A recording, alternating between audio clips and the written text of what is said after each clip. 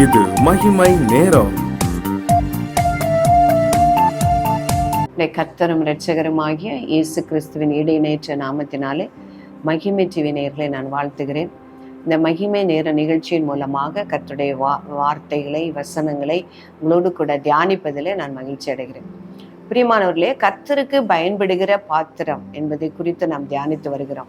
கர்த்தர் நம்மை பயன்படுத்த வேண்டுமானால் நம்மிடத்தில் எப்படிப்பட்ட சுவாபங்கள் காணப்பட வேண்டும், நாம் எப்படி ஆயத்தமாய் இருக்க வேண்டும், பரிசுத்தவான்கள் கர்த்தர் பயன்படுத்துகிற வேதத்தில் பயன்படுத்தின பாத்திரங்கள் எல்லாம் எப்படி இருந்தார்கள் என்பதை குறித்து நாம் தியானித்து கொண்டு வருகிறோம். நாளிலும் நமக்கு ஆத்துமாக்களை ஆதாயப்படுத்தி கொள்ள ஒரு ஆசை இருக்க வேண்டும், ஒரு பாரம் இருக்க வேண்டும்.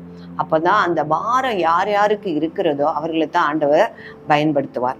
இப்ப மத்தேயு 9:36 அவர் திரளான ஜனங்களை கண்ட பொழுது அவர்கள் மேய்ப்பனில்லாத ஆடுகளைப் போல தொய்ந்து போனவர்களும் சிதறப்பட்டவர்களுமாய் இருந்தபடியால் அவர்கள் மேல் மனதுருகி தம்முடைய சீஷர்களை நோக்கி, அறுப்பு மிகுதி, வேலையாட்களோ கொஞ்சம், ஆதலால் அறுப்புக்கு எஜமான் தமது அறுப்புக்கு வேலையாட்களை அனுப்பும்படி அவரை வேண்டிக் கொள்ளுங்கள் என்றார். மத்தேயு 9:36-38 வரை. இந்த இயேசு கிறிஸ்துவுக்கு உள்ள அந்த ஆத்தும பாரத்தை நம்ம இதுல பார்க்க முடியுது.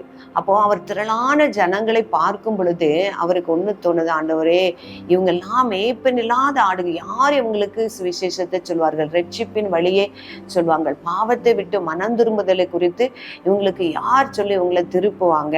அதனால மேய்ப்பன் இல்லாத ஆடுகளை போல தொய்ந்து போனவர்களும் சிதறப்பட்டவர்களுமா இருந்தபடியினால். அப்போ தொய்ந்து போனவர்கள் அப்படின்னா அவர்கள் சரீர பிரகாரமான அந்த ஒரு சோர்வையோ அந்த ஒரு பலவீனத்தை குறித்து ஆண்டவர் சொல்லல. அவருடைய ஆவிக்குரிய காரியங்களில் அவர்கள் பலவீனமா இருக்காங்க, அவங்களை யார் தேற்றுவார் என்பதை குறித்து ஆண்டவர் சொல்றாரு, மனதுருகி.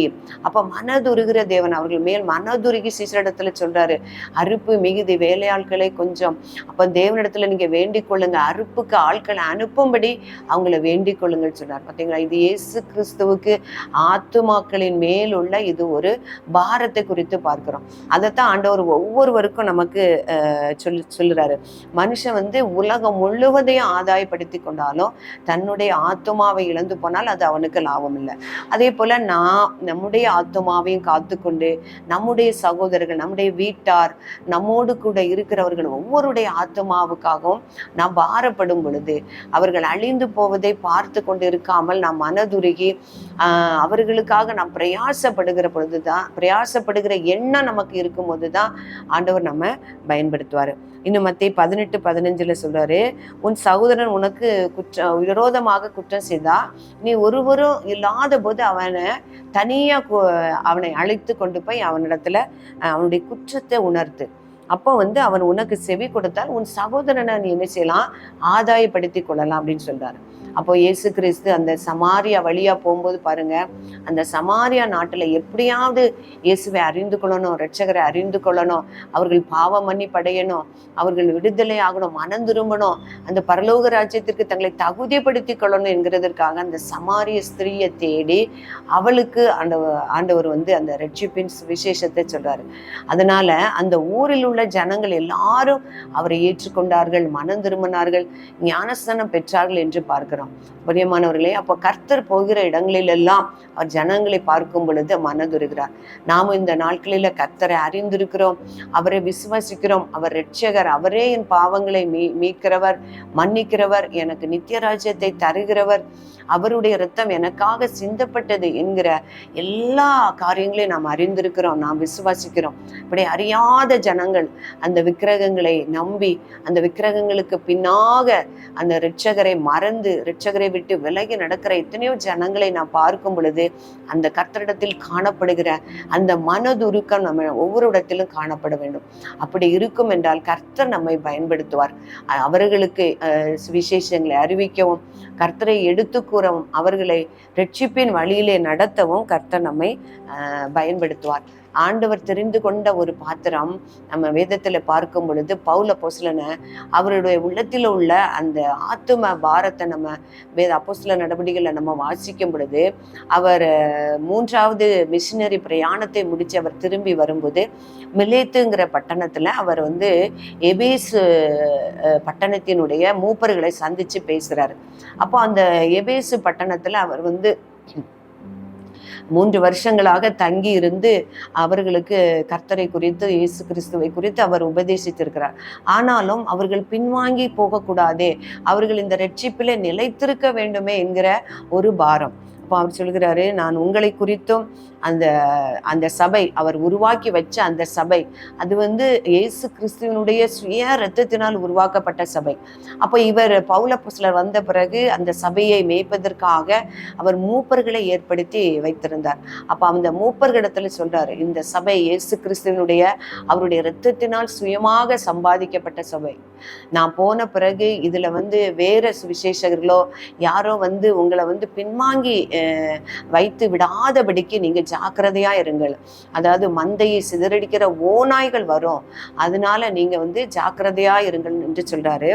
ஆனபடியால் நான் 3 வருஷ காலமாய் இரவும் பகலும் கண்ணீரோடு இடைவிடாமல் அவனவனுக்கு புத்தி சொல்லி கொண்டு வந்ததை நினைத்து விழித்திருங்கள். அப்போ பாருங்க, அந்த எபேசு சபையில் அவர் இருந்த பொழுது ஒவ்வொருவரையும் மனம் திரும்பும்படியாய் 3 வருஷ காலமாய் இடைவிடாமல் கண்ணீரோடு அவர் புத்தி சொல்லி கொண்டு வந்திருக்காரு. பாருங்க எவ்வளவு பெரிய அவருக்கு ஆத்துமாக்களை ஆதாயப்படுத்தி கொள்ள வேண்டும், ஆத்துமாக்களை பரலோக ராஜ்யத்திலே சேர்க்க வேண்டும், அவர்களை மனம் திரும்ப வேண்டும், அதில் அவங்க நிலைத்திருக்க வேண்டும் என்கிற ஒரு பாரம், ஒரு கண்ணீர்.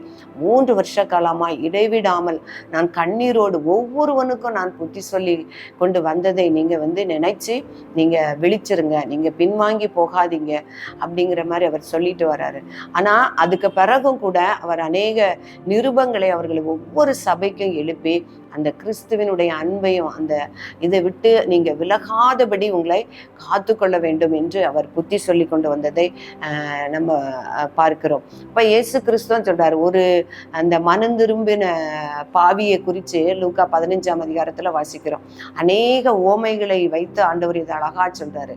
ஒரு மனம் திரும்புகிற பாவி நிமித்தம் பரலோகத்துல எவ்வளவு சந்தோஷம் உண்டாயிருக்கும் அப்படின்னா, ஒரு மனுஷன் 100 ஆடுகளை வச்சு அதுல 99 ஆடுகள் இருந்து ஒரு ஆடு காணாம போனா அந்த ஆட்டை தேடி வரும் பொழுது அவன் எப்படி சந்தோஷப்படுவானோ, அதே போல ஒரு ஸ்திரீ இடத்துல 10 வெள்ளிக்காசு இருந்து அதுல ஒரு வெள்ளிக்காசு தொலைஞ்சு போனாலும் அந்த ஒரு வெள்ளிக்காசையும் தேடி கண்டுபிடிக்கிற வரைக்கும் அவ வீட்டை பெருக்கி அதையெல்லாம் எடுத்து அதை கண்டுபிடிச்சு எப்படி தன்னுடைய அயலார்களோடு அவள் சந்தோஷப்படுவாளோ, அதே போல ஒரு குமாரன் தன்னுடைய தகப்பனை விட்டு அவன் தூரதேசத்திற்கு போய் அவன் மனம் திரும்பி வரும் பொழுது அவனுடைய தகப்பன் எப்படி சந்தோஷப்படுவானோ, அதையெல்லாம் காட்டிலும் ஒரு மனம் திரும்புகிற பாவிய நிமித்தம் பரலோகத்திலே மிகுந்த சந்தோஷம் உண்டாகும் அப்படின்னு ஆண்டவர் சொல்கிறாரு.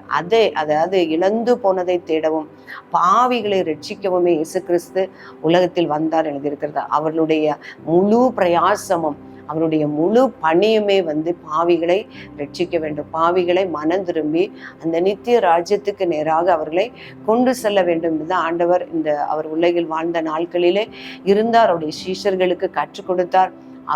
அவரை தொடர்ந்து அவருடைய பணி செய்த அப்போஸ்தலர்கள் எல்லாருமே அதைத்தான் நமக்கு கற்று தந்திருக்கிறாங்க. அப்போ கர்த்தர் நம்மளை பயன்படுத்த வேணும் அப்படின்னா ஒரு ஆத்தும பாரம், ஆத்தும ஆதாயப்படுத்திக் கொள்ளும்படியான ஒரு பாரம் நம்மிடத்துல நாம் காணப்பட வேண்டும். கடைசியாக நாம் பார்க்கும்போது பவுல் அப்போஸ்தலர் சொல்கிறாரு, நான் யாரையும் ஆதாயப்படுத்தி கொள்ள எல்லாருக்கும் நான் அடிமை போனானே, ஒரு யூதனை ஆதாயப்படுத்தி கொண்டால் நான் யூதனை போல இருப்பேன்.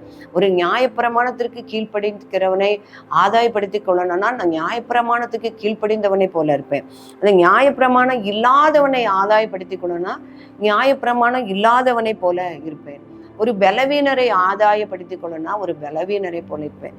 அதனால எப்படி ஆகிலும் சிலரை ரட்சிக்கும்படி நான் எல்லாருக்கும் எல்லாம் ஆனேன் என்று சொன்ன அந்த பவுலினிடத்தில் இருந்த அந்த ஒரு ஆத்தும பாரம், ஆத்துமாக்களை ஆதாயப்படுத்திக் கொள்ள வேண்டும் என்கிற பாரம், அந்த இயேசு கிறிஸ்து சொன்னது போல திரளான ஜனங்களை கண்டு அவர்கள் மேய்ப்பனில்லாத ஆடுகளைப் போல அலைந்து திரிகிறதை, தொய்ந்தவர்களுமாய் சிதறடிக்கப்பட்டவர்களுமாய் இருக்கிறார்கள் என்று மனதுருகிறதை போல நாமும் அவனுடைய கர்த்தரை அறியாத ஜனங்களை, கர்த்தரை விட்டு தூரம் போன ஜனங்களை பார்க்கும் பொழுது நம்முடைய உள்ளத்திலே ஒரு பாரம் இருக்குமானால் கர்த்தர் நம்மை நிச்சயமாக பயன்படுத்துவார். ஜெபிப்போம். பரிசுத்தமும் அன்பும் நிறைந்த எங்கள் அன்புள்ள தகப்பனே, உம்மை நன்றியோடு துதிக்கிறேன், உம்மை ஆராதிக்கிறேன் ஆண்டவரே, உம்மை மகிமைப்படுத்துகிறேன். இந்த மகிமையான ஆண்டவரே, இந்த வேதத்தை தியானிக்க கர்த்தர் கொடுத்த நேரத்திற்காக தேவரீர் உமக்கு நன்றி செலுத்துகிறேன்.